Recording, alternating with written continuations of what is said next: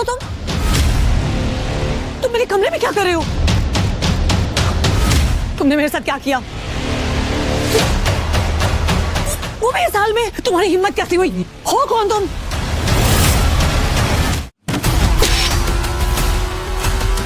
ज्यादा दूर भागे नहीं होंगे, उस तरफ देखो तुम लोग।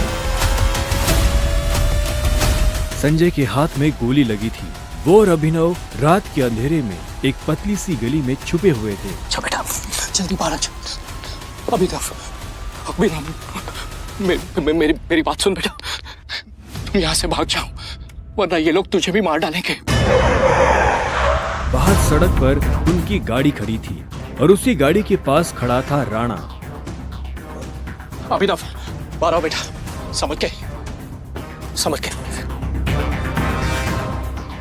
जिसने संजय को गोली मारी थी। नहीं पापा, मैं आपको छोड़ के नहीं जाऊंगा। जिद मत कर अभिनव। बेटा देख, मैं तो अपनी जिंदगी जी चुका हूँ। अब जो भी करना है तुम्हें करना है, सब कुछ तुम्हें संभालना है। और मेरी बात सुन, एक बार यहाँ से जाए उसके बाद दोबारा मुड़ के मत देखना, ठीक है? संजय ने कहा और अपनी उंगली में से एक सोने की अंगूठी निकालकर अभिनव को थमा दी। उस पर टी लिखा हुआ था। और एक बात हमेशा याद रखना, अपनी आखिरी सांस तक लड़ना है, समझ गया ना टाइगर? संजय ने अभिनव के माथे को चूमा। Run tiger, run tiger run! और अपनी बंदूक लेकर उन लोगों का सामना करने के लिए गली से बाहर निकल गए। संजय जैसे ही अपनी गाड़ी के पास पहुंचे तो राणा ने संजय पर बंदूक तान दी। टाइगर,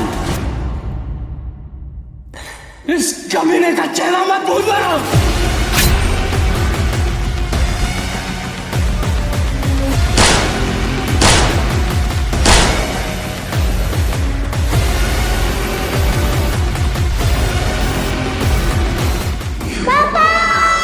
अभिनव चिल्लाया और अचानक से उसकी नींद खुल गई।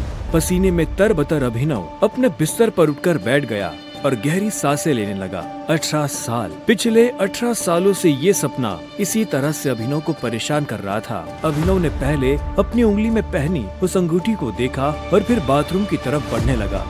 अभिनव गुड़गांव में रहता था और डिलीवरी बॉय का काम करता था। हालांकि इस काम में उसका मन नहीं लगता था, लेकिन अनाथ आश्रम से निकलने के बाद उसके पास ये करने के अलावा और कोई चारा नहीं था। 18 साल की उम्र में उसने अपना खर्च खुद उठाना शुरू कर दिया था। उसकी जिंदगी में बस एक ही खुशी थी, उसकी गर्लफ्रेंड वैभवी। जब भी वो वैभवी को देखता तो अपने सारे दुख भूल जाता था। और आज तो वैभवी का जन्मदिन था, इसलिए अभिनव जल्द से जल्द उससे मिलना चाहता था। अंकल, ये केक कितने का है? 600 का है। और ये पेस्ट्री? वो 60 का है। एक दे दीजिए।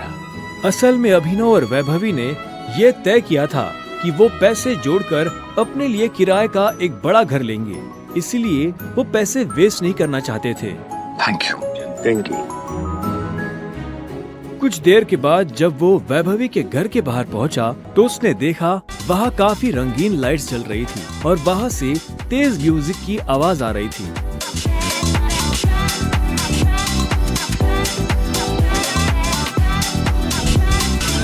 वैभवी, ये सब क्या है? ये कौन है वैभवी? देख नहीं रही है, डिलीवरी बॉय है। पर हम तो केक मंगवा चुके थे ना, फिर तूने पेस्ट्री क्यों मंगवाई? ओह, याद आया, ये तो वही डिलीवरी बॉय है ना जिसको तू डेट कर रही थी।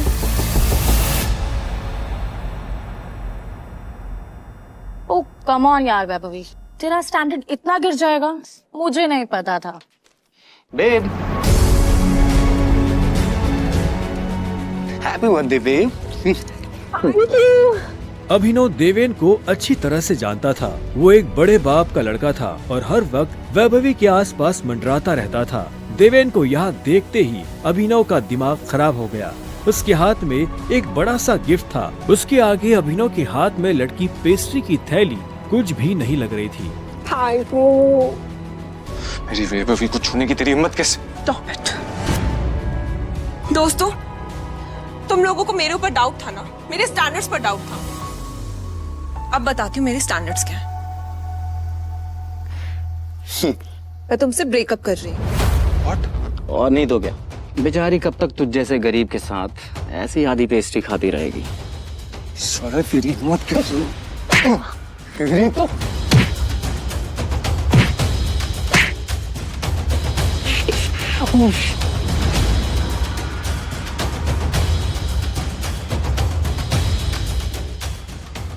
ये तुमने ठीक नहीं किया वैभवी।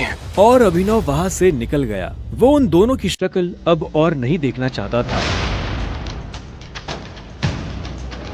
उसकी आंखों में आंसू थे और उसका दिल बुरी तरह टूट चुका था। हर घूंट के साथ उसकी आंखों के सामने वो दृश्य आ रहा था जिसमें देवेन वैभवी के गालों को चूम रहा था।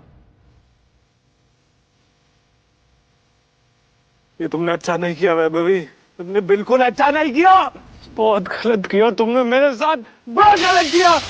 अभिनव धोखे के नशे में डूबकर बेहोश हो चुका था, लेकिन उसके लिए ये रात यहाँ खत्म नहीं होने वाली थी। उधर जब अभिनव सड़क पर बेहोश हो गया था, तब इधर सनी सिंह अपनी गाड़ी में बैठा बेचैन हो रहा था। सनी सिंह की बहन अनन्या उसके गले का कांटा बन गई थी। सनी अपने दादा हरदेवपाल सिंह की नजर में आने के लिए और अनन्या को रास्ते से हटाने के लिए कुछ भी कर सकता था, और आज वो अपनी गाड़ी में अपने आदमियों के साथ निकल पड़ा था अपनी बहन को सबक सिखाने के लिए।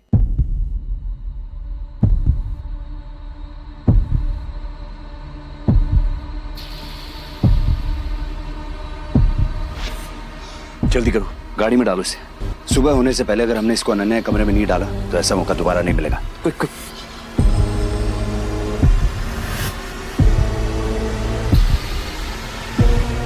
सनी के आदमी अभिनव को उठाकर सीधा रूम नंबर 409 में घुस गए। इसके कपड़े उतारो और बेड पे लिटाओ उसको। कपड़े उतारो इसका। उन्होंने अभिनव को बहुत आहिस्ते से उस बिस्तर पर लेटा दिया। वहाँ पहले से सनी की बहन अनन्या सोई हुई थी। सुबह जब अभिनव ने करवट बदली तो उसका हाथ एक नरम हाथ से टकरा गया। अभिनव की नींद टूटी और उसने देखा कि वो एक अनजान लड़की के बगल में लेटा हुआ था।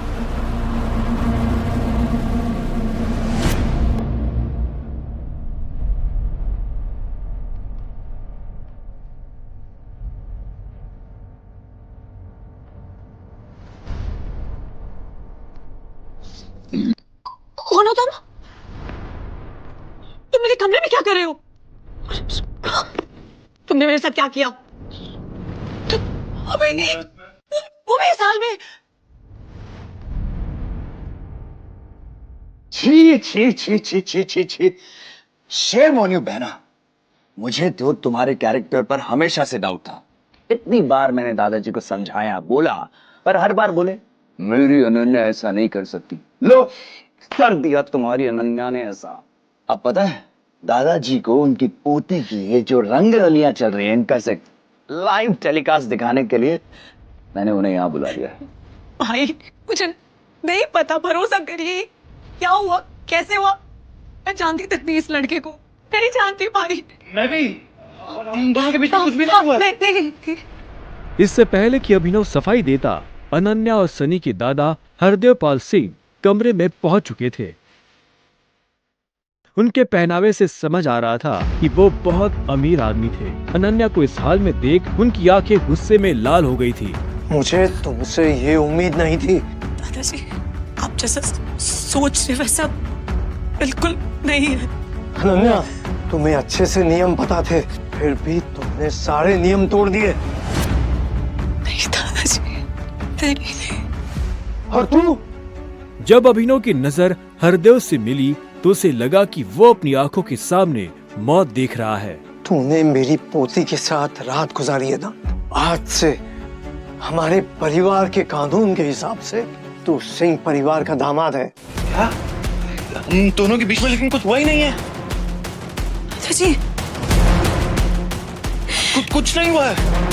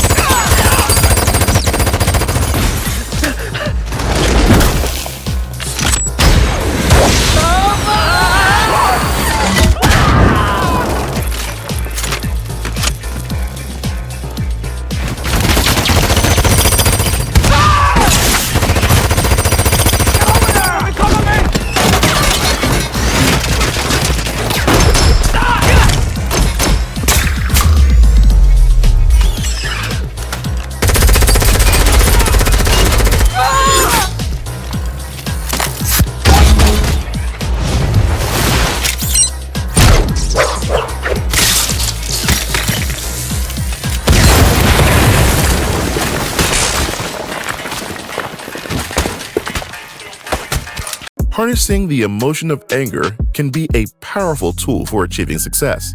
This may seem counterintuitive, as we are often told to focus on positive thinking and to avoid negative emotions. However, when used in the right way, anger can be a powerful and positive motivator as it inspires us to take action towards achieving our goals. In fact, many of the most successful people in the world have embraced anger as a driving force in their lives. When we feel angry, our bodies release the hormones epinephrine and adrenaline, which give us a burst of energy, motivation, and focus. This can be useful when you need to take action, but you lack the motivation to do so. Additionally, the emotion of anger can also trigger neuroplastic changes in the brain, which helps us learn to adapt faster. One common source of motivation is the desire to prove them wrong. If someone has doubted or challenged us, we may feel angry and want to prove them wrong by succeeding. I didn't think you survived.